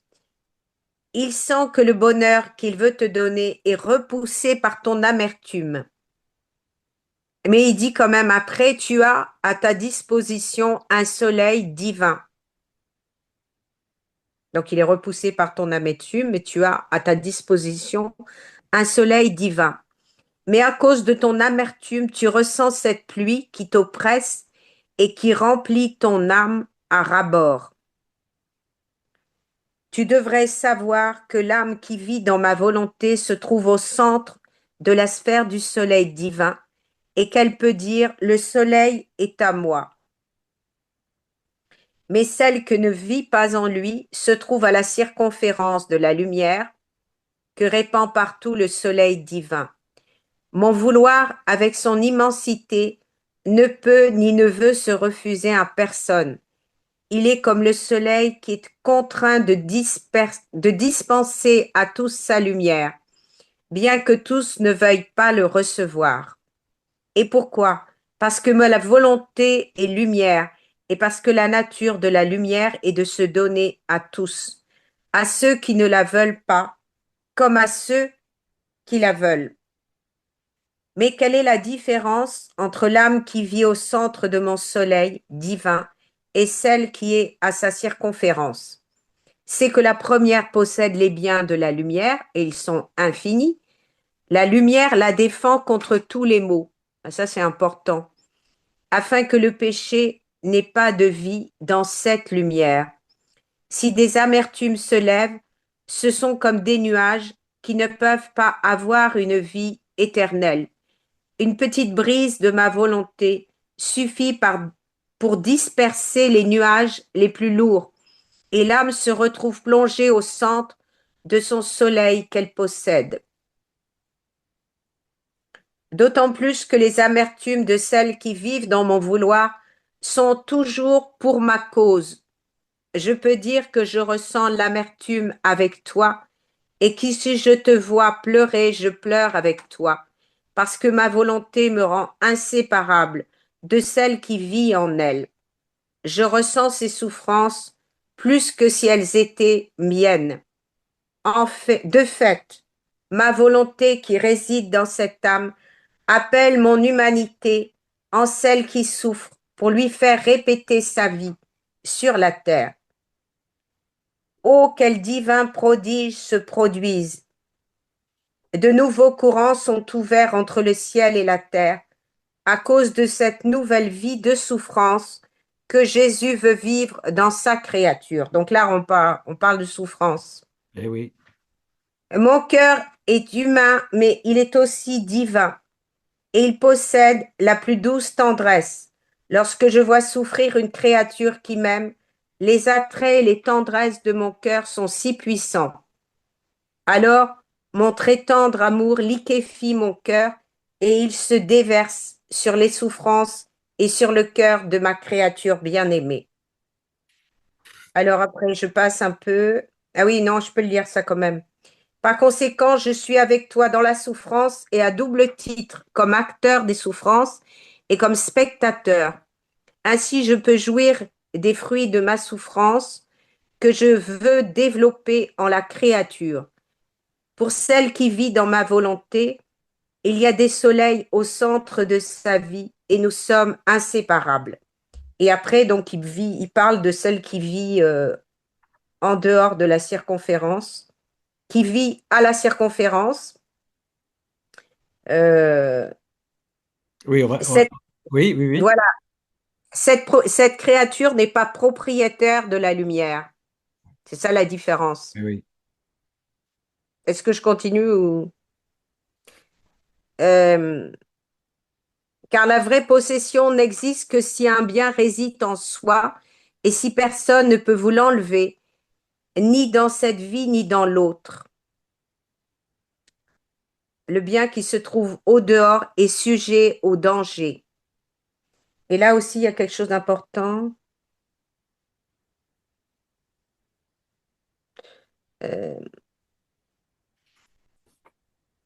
Moi, je te veux toujours dans ma volonté pour me laisser continuer ma vie sur la terre. Et après, il dit, le divin vouloir se répandait alors partout, car il n'est pas d'endroit où il ne se trouve pas. Mon toujours aimable Jésus, ajouta, chère fille de ma volonté, tu dois savoir que ma volonté ne fait rien à moitié. Elle fait tout si parfaitement qu'elle peut dire, là où est ma volonté est aussi mon acte. Ça, c'est important, oui. Là où est ma volonté est aussi mon acte. Bien, ma sœur. Voilà, donc moi, si vous voulez, la lumière, bon, ben, pour moi, c'est important. C'est sûr que j'avais fait partie pendant 15 ans d'une association où on assistait au lever du soleil, c'était la fraternité. Et bon, ben, j'ai quitté cette association, mais pour nous, la lumière, c'était déjà très important. Oui. La fraternité, c'est une association bulgare, mais bon, voilà, ça. La lumière, on assistait au lever du soleil. Donc la lumière, je pense que dans toutes les spiritualités, c'est important. Oui. Je pense.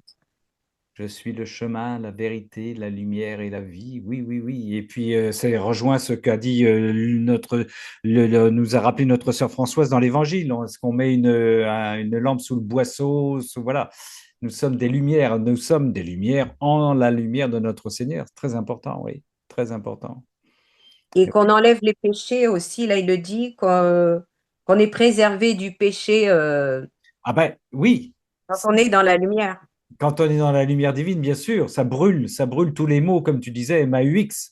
Mais oui, oui, puisque c'est le Seigneur, là où est le Seigneur, il n'y a pas de, il y a pas de vice, il n'y a pas de péché. Il brûle tout, notre Seigneur, c'est certain, c'est certain. Et ouais. Voilà, c'est à peu près tout. Ah ben c'est déjà pas mal. C'est déjà pas mal pour ce 13 février 1931 au volume 29. Et oui, vivre, voilà, mais c'est aussi une belle invitation pendant ce carême à laisser la lumière du Seigneur nous irradier, nous pénétrer, rentrer en nous pour qu'il illumine nos intelligences, nos petites loupiottes, voilà, et qu'il nous brûle, surtout qu'il nous brûle, mais au sens qu'il nous brûle d'amour, pour reprendre ce que disait comment Vicky tout à l'heure, c'est-à-dire que y compris dans les épreuves, dans les souffrances, dans l'adversité, cette brûlure d'amour nous tienne debout, nous tienne face à l'adversité. Ça, c'est important. Reste consumé d'amour, dans le mot consommation, oui, on voit le mot. Il y a le feu derrière. Oui, aussi, oui, oui, oui, Il y a oui. le feu, hein. Oui, il y a le feu. Oui, oui. Brûlé d'amour, oui. Oui, c'est le buisson ardent qui ne s'éteint pas, c'est le buisson divin qui est en nous. Ouais. Oui, oui, Mm. oui, oui. Merci, ma sœur Frédéric, pour ce 13 février 1931, volume 29. Jean-Marie, veux-tu prendre la suite? Voilà, donc je salue ma sœur Frédéric, que Bonjour. j'entends chaque semaine Ah, vous Avec connaissez Alain aussi? Violo, ouais. avec Alain Violo, voilà. D'accord. Et là, alors, je vais poursuivre par la parole, si vous êtes d'accord, hein, mais par le catéchisme de l'Église catholique, Ah puisque ben, c'est toujours oui, oui, oui. parole de Dieu. Voilà, je vous montre mon chat, et en même temps, je Oui. rapproche le micro. Alors, Les chats en ce alors vous allez moment. voir Oui, comment vas-y. l'un explicite l'autre, en fait. Quel numéro? Alors, c'est le numéro 2012. 2012, La, Catéchisme de l'Église catholique. la sainteté chrétienne. Vas-y. Et ce passage, vraiment, vous allez voir comme il fait référence au livre du ciel. Alors, je commence par Romains. Il y a un petit passage de Romains. Avec ceux qu'il aime, Dieu collabore en tout pour leur bien. Ceux que d'avance il a discernés, il les a aussi prédestinés à reproduire l'image de son Fils Oui. pour qu'il soit l'aîné d'une multitude de frères. Ceux qu'il a prédestinés, il les a aussi appelés. Ceux qu'il a appelés, il les a aussi justifiés. Ceux qu'il a justifiés, il les a aussi glorifiés. Romains 8, 28, 30. Oui. L'appel à la plénitude de la vie chrétienne et à la perfection de la charité s'adresse à tous ceux qui croient au Christ, quel que soit leur rang et leurs états. Tous sont appelés à la sainteté. Soyez parfaits, comme votre Père céleste est parfait. Ça, c'est Matthieu 5, 48. Oui. Et Les fidèles doivent, excuse-moi, c'est le numéro 2013. ouais, Ouais. je Vas-y, poursuis continue. jusqu'à la fin de la page. D'accord, d'accord. Les fidèles doivent appliquer les forces qu'ils ont reçues selon la mesure du don du Christ, à obtenir cette perfection, afin qu'accomplissant en tout la volonté du Père, ils soient avec toutes leurs âmes voués à la gloire de Dieu et au service du prochain. Ainsi, la sainteté du peuple de Dieu s'épanouit en fruits abondants, comme en témoigne avec éclat l'histoire de l'Église par la vie de tant de saints. Alors je passe au 2014. Le progrès spirituel tend à l'union toujours plus intime avec le Christ. Cette union s'appelle mystique, parce qu'elle participe au mystère du Christ par les sacrements, les saints mystères, entre guillemets, Oui. et en lui, au mystère de la Sainte Trinité.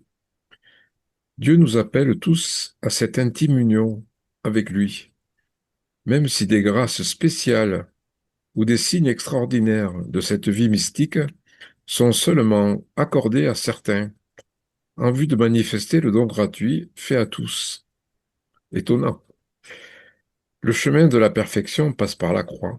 Ah, Il n'y a pas de sainteté sans renoncement et sans combat spirituel. mhm. Le progrès spirituel implique l'ascèse et la mortification, qui conduisent graduellement à vivre dans la paix et la joie des béatitudes. Celui qui monte ne s'arrête jamais d'aller de commencement en commencement, avec des commencements qui n'ont pas de fin. Jamais celui qui monte n'arrête de désirer ce qu'il connaît déjà. Mhm. Les enfants de notre mère, la Sainte Église, espèrent justement la grâce de la persévérance finale et la récompense de Dieu pour leur Père, pour les bonnes œuvres accomplies avec sa grâce, en communion avec Jésus. Gardant la même règle de vie, les croyants partagent la bienheureuse espérance de ce que la miséricorde divine rassemble dans la Cité sainte, la Jérusalem nouvelle, qui descend du ciel d'auprès de Dieu, prête comme une épouse parée pour son époux. C'est dans l'Apocalypse, comme tout le monde connaît. Oui. Et c'était le Voilà, je thème. trouve que ce passage explicite en fait le livre du ciel qui est fait pour que l'homme retrouve le rang, la destinée, l'ordre et le Oui. but pour lequel il a été créé, quoi. Oui. Il y a quelque chose il y a une complétude en fait. Voilà. Euh, l'un explicite l'autre. Oui, mais certainement, certainement. Voilà. Et oui, l'un explicite l'autre. C'est pour ça qu'il faut lire les deux. Moi, j'avoue que j'ai jamais lu autant le catéchisme de l'Église catholique que depuis que je lis le livre du ciel. Et oui, quelle régalade. On voit dans le catéchisme de l'Église catholique qui explicite, qui explique la révélation, c'est du concentré, c'est du noyau nucléaire que fait exploser, qu'épanouit notre livre du ciel, bien entendu. Et tu as raison, il faut reprendre certains de ces paragraphes pour retrouver le noyau nucléaire qui est explicité Mm. après dans le livre du ciel. Eh oui, magnifique. C'est vrai Soyez parfaits. Eh il oui, faut y prendre goût à le lire et oui, oui, oui, oui, oui, comment dirais-je, il y a un équilibre oui, entre l'un et l'autre et je crois qu'on a besoin des deux en oui, fait oui, oui, bien sûr, bien parce que sûr. dans le catéchisme la raison intervient et on peut pas être toujours dans la mystique. On a besoin de s'ancrer dans la terre aussi pour s'ouvrir aussi sur le ciel, quoi. On a besoin d'avoir un pied sur la terre et un pied dans le ciel pour s'incarner complètement, quoi, entièrement. Et notre Seigneur dit dans le livre du ciel que toutes ses œuvres se tiennent, tout ce qu'il dit, tout se superpose et se tient. Et donc, ce qui est dit dans le catéchisme de l'Église catholique se tient par rapport, évidemment, et est développé dans le livre du ciel, bien sûr. Tout se tient, appartient à la pédagogie de notre Seigneur avec les cadeaux qu'il nous donne explicités aujourd'hui au 21e, au 20e, au 21e et au 22e siècle à venir. Jean-Marie, merci pour ce catéchisme de l'Église catholique, ce qui a commencé au numéro 2012 pour se terminer au 2016 dans sa lecture. Oui, il a raison, Jean-Marie, il faut lire le catéchisme de l'Église catholique. C'est du régal et on le comprend mieux. On le comprend mieux, moi je trouve, à partir du moment où on a lu aussi le livre du ciel. Mon frère Jacques,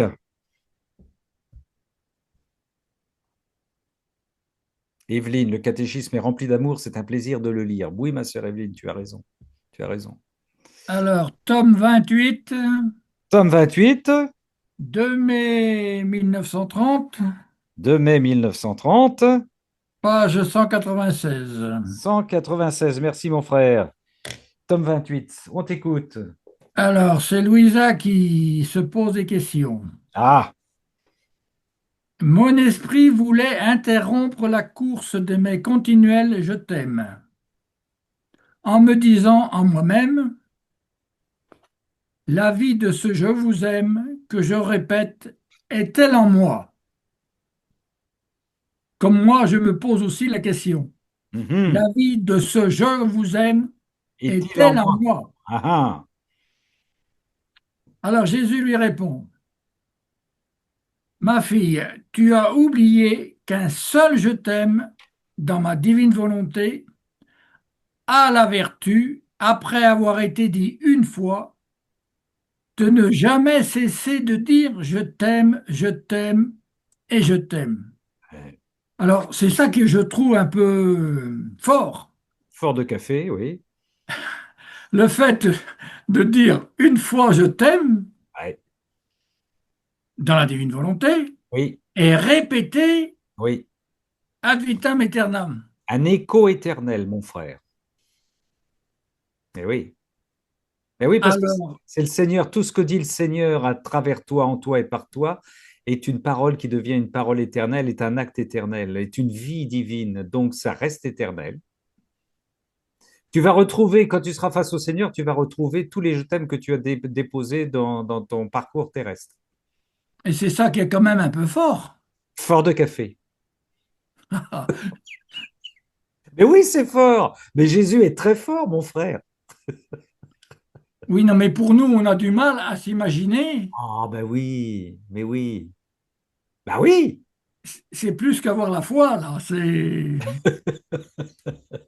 C'est avoir de l'amour, c'est d'avoir de la foi et de de l'amour. l'amour, de Continue, l'amour. continue, Oui, mon oui, frère. oui, oui. Oui, oui.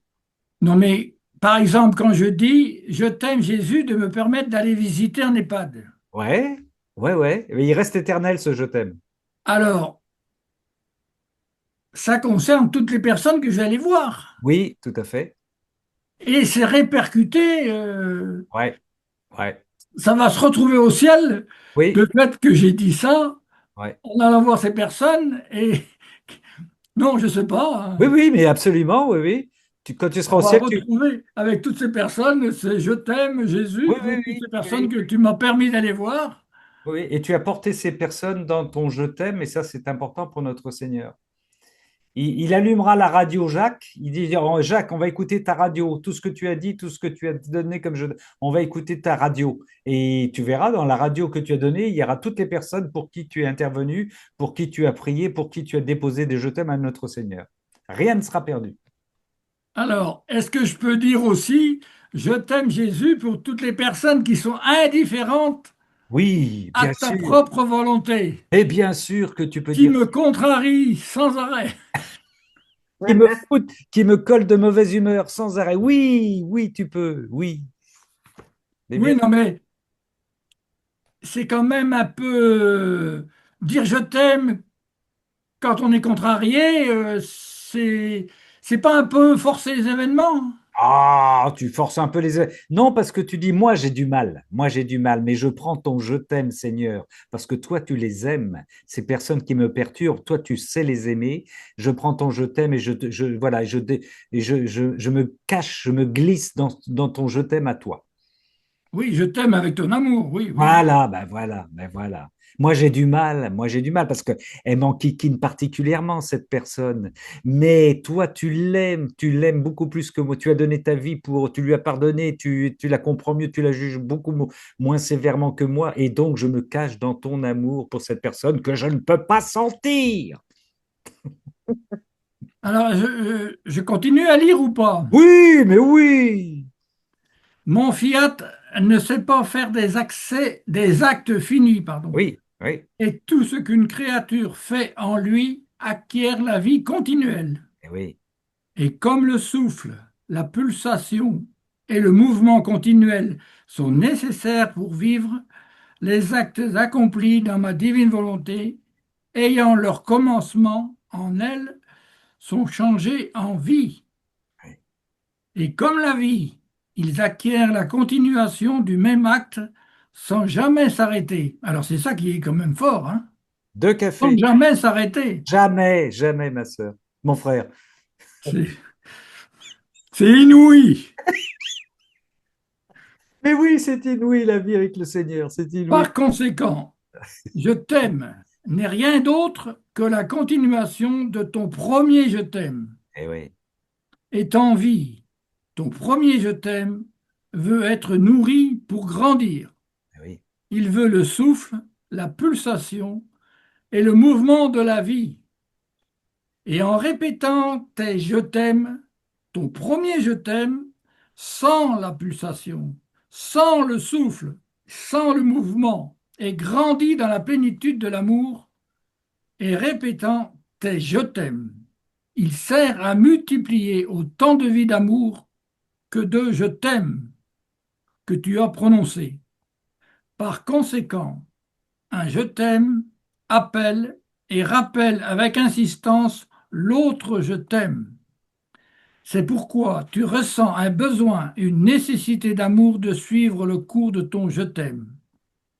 Un vrai bien ne reste jamais isolé, moins encore dans la divine volonté, laquelle étant vie et n'ayant ni commencement ni fin, tout ce qui est fait en elle n'est pas sujet à une fin ni à une interruption.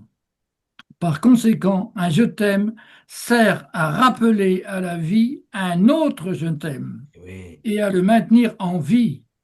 Les je t'aime sont des pas de vie d'amour que la créature fait dans mon vouloir.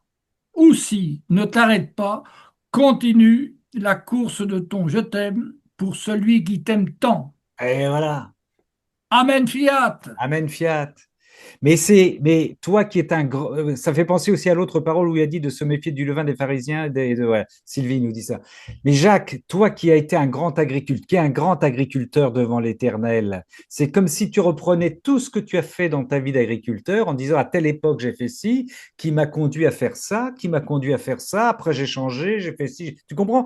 Il y a toutes tes premières œuvres, tes premières cultures, tout ce que tu as fait ont amené d'autres cultures par la suite, d'autres manières de faire, peut-être identiques, peut-être améliorées. C'est voilà, c'est pour prendre une comparaison avec ton premier je t'aime qui en amène un autre, qui le perfectionne, qui l'amplifie, qui lui donne encore de la chair. Enfin, tu vois, il y a une continuité et tout ça, on va le retrouver. Tout ça, rien n'est perdu dans la relation à notre Seigneur.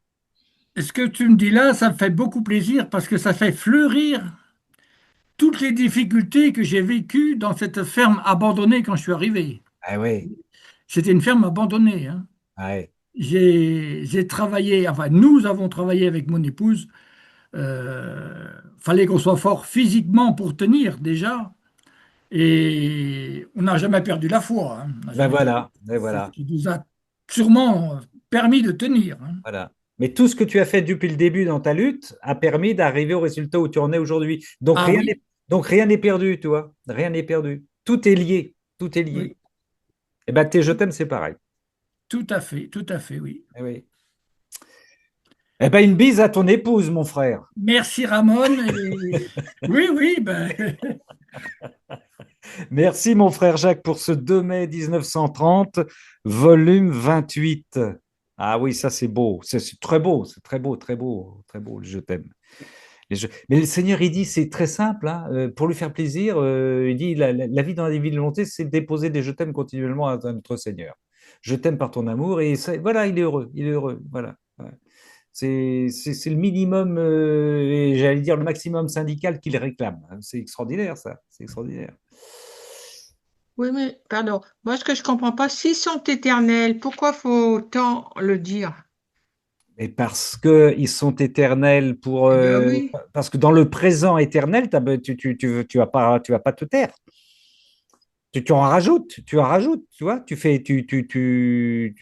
comprends ce que je veux dire? C'est comme ta parole, ton je t'aime, le je t'aime 2026 est éternel, mais je vais rajouter un je t'aime 2027, je vais rajouter un je t'aime 2028, je vais rajouter un je t'aime. Voilà, j'ai envie de plein de je t'aime. Voilà. T'aurais un poil dans la main, ma sœur Françoise? J'ai rien à voir avec un poids dans la main, là, ce serait plutôt dans le cœur et sur la langue. Euh, Les parce- amoureux. Et oui, Sylvie dit ça. c'est pas parce que je comprends pas que je fais pas, mais malgré tout, je comprends toujours pas. Bon, Voilà. tout ce que tu fais, tu peux le multiplier. Et tu vois, Sylvie vient nous dire, les amoureux n'arrêtent pas de se dire je t'aime, je t'aime, je t'aime. Voilà, ils n'en disent pas qu'un seul. À nos enfants, on dit je t'aime, et à notre Seigneur, on dit je t'aime tous les jours, à tout instant, dans toute respiration, dans tout ce que tu fais. Voilà, quand ce soir tu vas t'endormir paisiblement, Françoise, tu vas dire Seigneur, dernier soupir, je m'endors, je t'aime. Et ça devient un je t'aime éternel de plus, de plus. Tu vas pas lui dire, voilà, je t'ai dit un seul je t'aime, ça va, basta, il est éternel, terminé, je fais autre chose. Oh non. Tu te repasses la cassette. Merci ma sœur Françoise. Merci mon frère Jacques de nous avoir amenés sur le terrain des je t'aime et nous allons nous tourner vers Michel. Alors Jacques, c'était le 2 mai 1930, volume 28, très important. Oui. Michel. Oui, alors j'ai choisi le tome 23, le 28 septembre 1927. 28 septembre 1927, 23. Et je suis très contente que Jacques ait parlé des vies divines parce que ça a rapport avec mon texte et donc je suis vraiment ravie de cette introduction magnifique. Merci Jacques. Alors je prends simplement des passages parce que sinon ça risque d'être long. C'est à la page 12. Merci ma sœur. Ma divine volonté devait former sa vie en chaque créature et elle a mis dans son œuvre tout le soin et toutes les qualités infinies qu'elle possédait. Que ces vies divines auraient été belles dans les créatures. En les regardant, nous devions y trouver notre reflet, notre image, l'écho de notre bonheur. Quelle joie, quelle célébration c'eût été pour nous et pour toutes les créatures. Or, tu dois savoir que quiconque ne fait pas ma divine volonté et ne vit pas en elle, veut détruire en soi cette vie divine qu'il était censé posséder. Détruire sa propre vie, quel crime! Qui ne condamnerait celui qui veut détruire la propre vie de son corps? Ou celui qui ne voudrait pas manger et se rendrait famélique, malade et incapable de rien faire? Or, celui qui ne fait pas ma volonté détruit sa propre vie que la bonté divine veut lui donner. Et quiconque fait ma volonté, mais pas toujours, et ne vit pas en elle, puisque la nourriture continuelle et suffisante lui fait défaut, n'est qu'un pauvre malade, sans force, émacié et incapable de faire le vrai bien. Et s'il peut paraître faire quelque chose, cela est sans vie, chétif, car seule ma volonté peut donner la vie. Quel crime, ma fille, quel crime, et qui ne mérite aucune miséricorde. Oh! Mon aimable Jésus semblait fatigué et agité. La douleur de tant de vies détruites dans les créatures était si forte. Je ressentais moi-même une souffrance et je dis à Jésus, donc là c'est Louisa qui parle, « Mon amour, dis-moi ce qui ne va pas. Tu souffres tant. La destruction des vies divines de ton adorable volonté est ta plus grande souffrance. Alors je te prie de faire venir son royaume pour que cette souffrance se change en joie et que la création ne te donne plus que repos et bonheur. » Voyant que ce que je disais ne parvenait pas à le calmer, j'appelais à mon aide tous les actes de sa volonté accomplis dans la création. Et y ajoutant les miens, j'entourais Jésus de ses actes.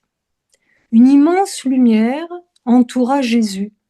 Elle éclipsait les maux des créatures et il se reposa. Alors, je ne dis pas la fin du texte, où justement il est question des catastrophes naturelles dont nous parlions un tout petit peu avant, avant le Zoom. Il est question donc des catastrophes naturelles Et le Seigneur dit, enfin je lis juste une phrase, le vent, la terre, presque tous les éléments se lèvent pour emporter les créatures et les détruire.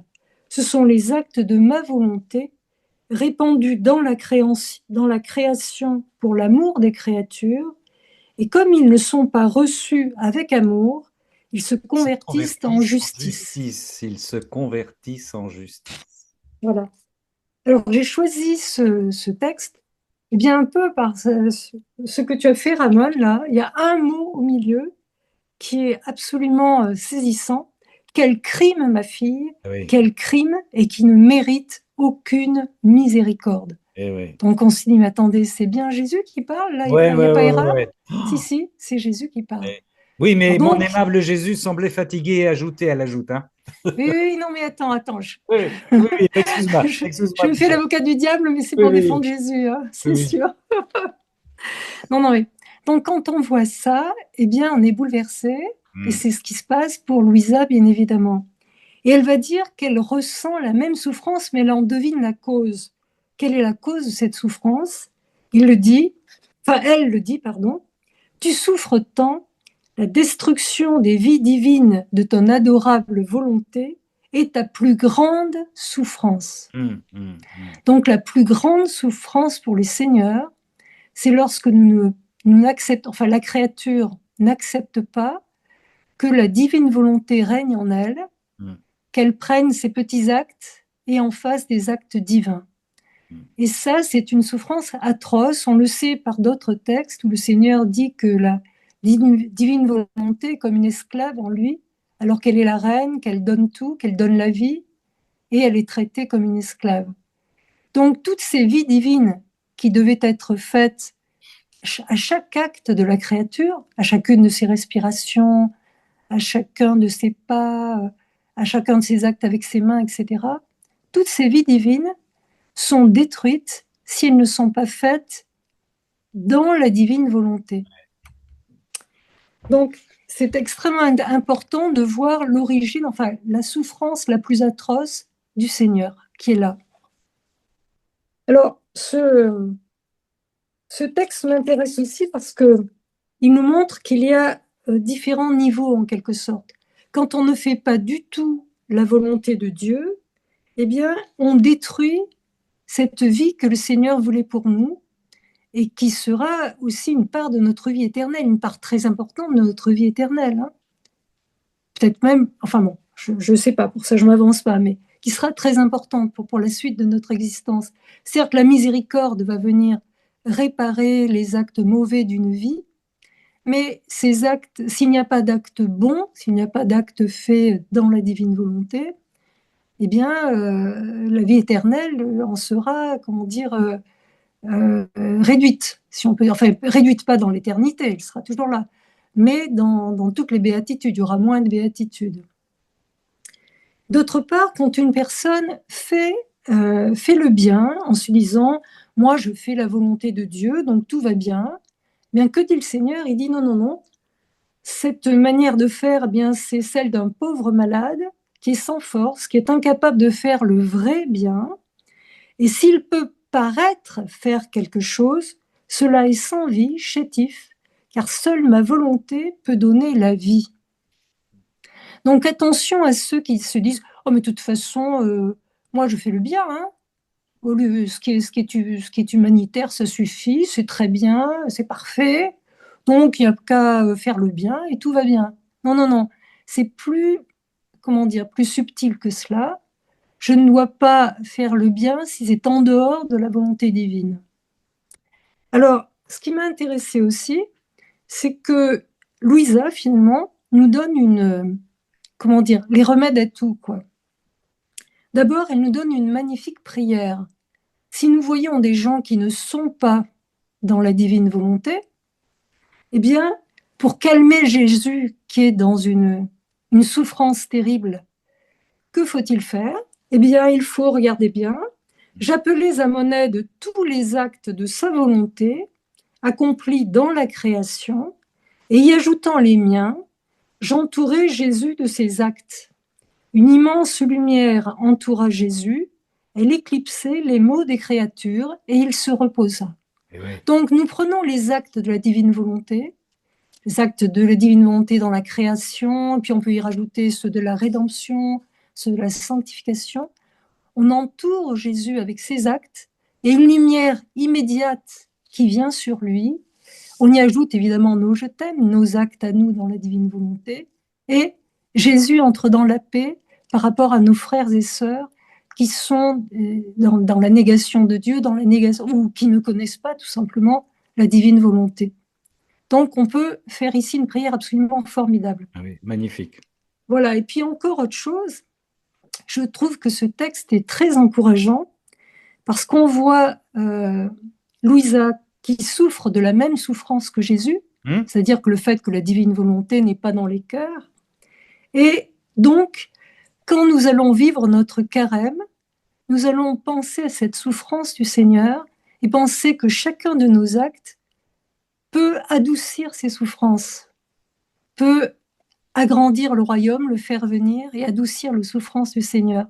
Donc c'est un texte qui est encourageant pour notre carême. Et puis aussi, en quelque sorte, ça nous, ça nous encourage aussi d'une manière plus lointaine. Alors au-delà du carême, le Seigneur, regardez bien, au tout début, le Seigneur lui dit, Louisa dit à Jésus, bon, tu souffres, alors je te prie de faire venir ce royaume, enfin le royaume de ta divine volonté, pour que cette souffrance se change en joie et que la création ne te donne plus que repos et bonheur. Mais ça ne calme pas le Seigneur. Quand on lui dit, écoute, fais advenir le royaume et tout ira bien, tu n'auras plus de souffrance. Ça calme pas le Seigneur. Non, non, non. Ce qu'il veut, c'est que nous fassions advenir le royaume.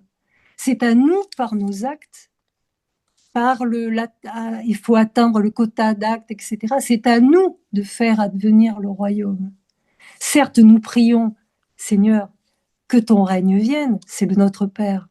Mais regardez bien ce qui est dit ici, notre Père va s'accomplir par la volonté de Dieu, bien sûr, mais d'abord par les actes de la volonté divine à travers les actes des créatures. Donc, par nos petits actes, le royaume va s'accomplir sur la terre. Donc, on a ici un encouragement à long terme, si je puis dire, un encouragement pour le carême en le faisant par amour pour le Seigneur, pour adoucir ses souffrances, un encouragement à long terme, ce sont nos petits actes qui construisent le royaume et nous avons un rôle énorme. Puis un encouragement aussi, une manière d'apaiser les châtiments, puisque nous pouvons, par cette prière de Louisa, adoucir, calmer le Seigneur et lui procurer le repos. Donc j'ai trouvé ce texte très beau. Voilà. Il est très beau. Merci pour ce très beau commentaire, ma sœur, du 28 septembre 1927 au volume 23. Et effectivement, cette très belle prière de notre Seigneur, de Louisa. En voyant que ce que je disais ne parvenait pas à le calmer, j'appelais à mon aide tous les actes de sa volonté accomplis dans la création. En y ajoutant les miens, j'entourais Jésus de ses actes. On entoure les actes de Jésus et nos actes.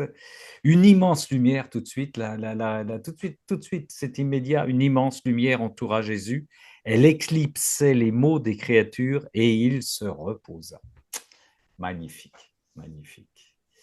Là aussi, pour rejoindre dans l'adversité tout ce qui nous dépasse, qui nous heurte, qui nous fait souffrir, on prend tous les actes de notre Seigneur, on y ajoute les nôtres et voilà, vas-y, prends tout ça, on en entoure tous nos mots MAUX avec tout ça, pour que ces mots soient absorbés dans la lumière de notre Seigneur, dans la lumière de la création, de la rédemption et de la sainteté, de la divine volonté. Merci, ma sœur Michel, pour ce 28 septembre 1927, volume 23. Magnifique. Magnifique est le Seigneur, tout mon cœur pour chanter Dieu. Magnifique est le Seigneur. Aïe, aïe, aïe, aïe, aïe, aïe. Bon, d'accord. Mais oui. Soyons patients, frères et sœurs. Alors, est-ce qu'il y a quelqu'un qui... Tiens, j'ai une souris qui galope sur mon toit. Est-ce qu'il y a quelqu'un qui n'était pas inscrit, qui voudrait lire quelque chose ou nous en restons là, sœurs et frères? Pour les gens qui sont arrivés un petit peu. Moi, je veux bien. Chantal Morin, tiens donc, Chantal, ma sœur Chantal. Alors, je vais commencer par un petit texte de Saint-Charles de Foucault. Oui. Parce que je suis tombée sur ce texte par hasard aujourd'hui et je trouvais que c'était très approprié pour débuter le carême. Et ensuite, je vais enchaîner avec un texte du Livre du ciel, bien sûr, volume 22, 8 septembre 1927. 8 Et ça septembre complète quand même, ça rejoint bien le texte de Michel. Bon, nous t'écoutons. Alors, je commence avec, on peut dire une prière de Saint-Charles de Foucault. Il faut passer par le désert et y séjourner pour recevoir la grâce de Dieu. C'est là qu'on se vide, qu'on chasse de soi tout ce qui n'est pas Dieu et qu'on vide complètement cette petite maison de notre âme pour laisser toute la place à Dieu seul. C'est indispensable. C'est un temps de grâce, c'est une période par laquelle toute âme qui veut porter des fruits doit nécessairement passer. Il lui faut ce silence, ce recueillement, cet oubli de tout le créé, au milieu desquels Dieu établit son règne et forme en elle l'esprit intérieur. Si cette vie intérieure est nulle, il y aura beau avoir du zèle, de bonnes intentions, beaucoup de travail, les fruits sont nuls. C'est une source qui voudrait donner de la sainteté aux autres, mais qui ne peut, ne l'ayant pas. On ne donne que ce qu'on a, et c'est dans la solitude, dans cette vie seule avec Dieu seul, dans ce recueillement profond de l'âme qui oublie tout le créé, pour vivre seul en union avec Dieu, que Dieu se donne tout entier à celui qui se donne ainsi tout entier à lui. Ouais, pas mal. Donc, le carême, c'est ça, c'est aller au désert avec le Seigneur. Seul. Désolée de casser un peu la fête après le jardin du carême de notre sœur Françoise. Mais voilà, Jésus veut nous emmener quand même avec lui au désert pour que notre seul plaisir soit le Seigneur. Eh oui. Et j'enchaîne avec justement la signification des 40 jours dans le désert de notre Seigneur. Alors, il nous dit, 8 je suis septembre. allé au désert. Oui. Ça va avec je te redis la 8 date. septembre, si tu 8 veux. septembre 1927, d'accord, volume 22. Très bien. Oui. Alors, je suis allée au désert afin de rappeler cette même divine volonté qui est mienne et que pendant 40 siècles, les créatures avaient déserté et moi, pendant 40 jours, je voulais rester seule afin de réparer les 40 siècles de volonté humaine durant lesquels ma volonté n'avait pas possédé son royaume au cœur de la famille humaine. Donc, c'est ça rejoint un peu ce que Michel nous a dit. Que c'est une des plus grandes souffrances finalement que sa divine volonté n'était pas accueillie dans nos cœurs. Alors, je poursuis, le Seigneur poursuit. Et avec ma divine volonté même, je voulais la rappeler parmi eux afin qu'elle puisse régner.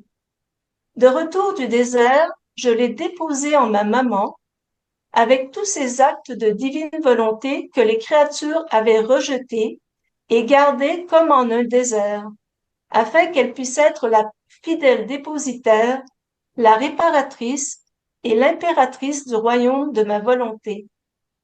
Seule la Dame souveraine pouvait recevoir ce dépôt si grand, car elle possédait en elle la divine volonté même qui pouvait contenir la volonté désertée par les créatures. Wow.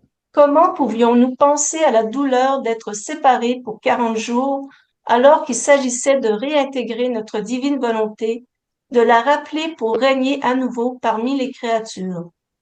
Parce qu'en fait, au début du texte, Louisa demandait à Jésus comment ils ont pu être séparés pendant 40 jours lorsqu'il est allé au désert, et elle se disait que ça devait être une grande souffrance. Mhm. Mais étant donné le dessein pour lequel il allait au désert, c'est-à-dire de rappeler la divine volonté dans les créatures, pour lui, c'était en fait une petite souffrance que de laisser sa maman. Dans notre peine, nous étions plus qu'heureux parce que nous voulions placer le royaume du Fiat suprême en sûreté et la reine du ciel attendait avec impatience mon retour pour recevoir le dépôt du nouveau soleil afin de payer de son amour tous les actes de ce soleil que l'ingratitude humaine avait rejeté. Elle a agi en vraie maman envers ma divine volonté, se comportant également en vraie mère pour les créatures en demandant la vie, le bonheur, la joie de posséder le royaume du Fiat éternel pour tous. Ma fille, 40 est un nombre symbolique et significatif dans ma vie ici-bas. À ma naissance, je suis restée 40 jours dans la grotte de Bethléem, symbole de ma divine volonté, qui, quoique présente au milieu des créatures, était comme cachée et en dehors de la cité de leur âme. Et moi, afin de réparer pour les 40 siècles de volonté humaine, je voulais rester en dehors de la cité pendant 40 jours, dans un misérable refuge, pleurant, gémissant et priant, afin de ramener ma divine volonté dans la cité des âmes pour lui rendre son empire. Alors, pendant ces 40 jours de carême, on peut ce que notre sœur Michel l'a indiqué, on peut réparer aussi pour toutes ces années où justement la divine volonté ne régnait pas et réparer avec notre Seigneur Jésus pendant ces 40 jours de carême. Et alors, Voilà. oui, mais merci ma sœur, tu as raison. Et alors donc, date importante à rappeler pour méditer là-dessus et combiner cela avec notre carême, 8 septembre 1927, volume 22. Hein, surtout que là, le Seigneur nous donne une belle explication sur le nombre symbolique de 40, comme il sait le faire tout au long de ce livre du ciel. Voilà, pour mieux alimenter encore une fois notre carême, pour que ce soit le carême de notre Seigneur en nous, que le Seigneur nous donne le carême qu'il a envie de nous donner, ce que nous aborderons dans 15 jours. Ma sœur Chantal, tant que tu as le micro vendredi prochain, dans peu de temps, dans peu de jours, tu nous annonceras libérer la divine volonté pour être libre. Libérer la divine volonté. C'est en fait, ça revient aussi à compléter ce qu'on vient de dire. On a empêché la divine volonté de vivre et là, il faut la laisser vivre maintenant. Il est temps, oui, laissons-la vivre. Merci, ma sœur. C'est pour vendredi prochain. En première partie, il y aura une deuxième partie, ça sera le salut d'Israël avec Sabrina. Deux cénacles en un, voilà, parce que quand on est dans le carême, contrairement à ce qu'on pense, on ne réduit pas les choses, on mange pas moins, on mange davantage. Mais on mange davantage de la divine volonté, bien sûr. Ce sera deux cénacles en un avec Sabrina qui nous proposera donc le salut d'Israël. Merci, ma sœur Chantal. Tu voulais ajouter quelque chose? Non, c'est très bien. Et oui, je me réjouis d'entendre le témoignage de notre sœur Sabrina. Sabrina, merci. Parfait. Et bien voilà, ma sœur, nous allons nous retourner. Alors regardez cette petite icône avec sa croix sur le front. C'est notre sœur Swad qui nous attend. Elle a une croix de cendre qui tient depuis 8 heures ce matin. C'est quand même quelque chose. C'est magnifique. Ma sœur Swad, tu nous redonnes notre fil rouge, s'il te plaît. Avec plaisir. Alors, l'âme qui vit dans ma volonté sur la terre le fait à travers la souffrance. Il serait incorrect que, arrivée au ciel, elle ne jouisse pas davantage de la joie et des bienfaits de ma volonté. Amen, fiat. Et oui, et ça a traversé tous les textes que nous avons entendus ce soir. 11 septembre 1924, volume 17. Merci, ma sœur Swan, merci infiniment. Et oui, fantastique. Pitié pour moi, mon Dieu, dans ton amour. C'est le psaume d'aujourd'hui. que nous chantons que vous accomplis aussi tous les vents. Selon ta grande miséricorde, efface mon péché, lave-moi tout entier de ma faute, purifie-moi de mon offense. Oui, je connais mon péché, ma faute est toujours devant moi. Contre toi et toi seul j'ai péché, ce qui est mal à tes yeux je l'ai fait. Crée en moi un cœur pur, ô mon Dieu, renouvelle et raffermis au fond de moi mon esprit. Ne me chasse pas loin de ta face. Ne me reprends pas ton Esprit Saint, rends-moi la joie d'être sauvé, que l'Esprit généreux me soutienne. Seigneur, ouvre mes lèvres et ma bouche annoncera ta louange. Psaume 50. Merci à toutes et à tous, sœurs et frères, soyez abondamment bénis. Oui aussi, belle lecture des 24 heures de la Passion pour toutes celles et tous ceux qui sont inscrits. Nous sommes une armée de combattants, on arrive à 100 et quelques, là, c'est fabuleux, presque 120, aux dernières nouvelles que nous a transmises notre frère Gilles tout à l'heure. C'est quand même extraordinaire. Et ça va déclencher une puissance céleste fabuleuse, fabuleuse. Voilà. Demandons. Alors, on vous donne rendez-vous évidemment mercredi prochain pour un autre cénacle lecture. Vous l'avez compris, vendredi prochain pour les cénacles. Que la volonté de Dieu se fasse. Et puis, demandons à notre Seigneur, à notre amour trinitaire, de venir nous bénir, lui qui est Père, qui est Fils, qui est Esprit Saint. Amen. Bonne et sainte nuit à toutes et à tous, sœurs et frères. Soyez tous bénis dans la divine volonté. Sois béni, ma sœur. Soit tu as une croix avec de la cendre sur la tête. Soyez bénis. Soyez tous bénis. Soyez bénis. Ah, et on accueille, juste avant de fermer, on accueille notre frère Philippe qui revient de sa cérémonie parce qu'il y avait des frères et des sœurs ce soir qui étaient en cérémonie. Voilà. Bravo. Voilà, mais oui. Nous étions de bonne heure, n'est-ce pas, ma sœur Swad? Certains étaient ce midi, d'autres étaient en fin d'après-midi, et puis maintenant, il y en a qui reviennent, voilà. Et Voilà, on dirait un cœur qu'il a. Notre frère Philippe vient d'arriver. Bonne nuit, bienvenue, frère Philippe, sois béni. Bonsoir à tous. Bonsoir.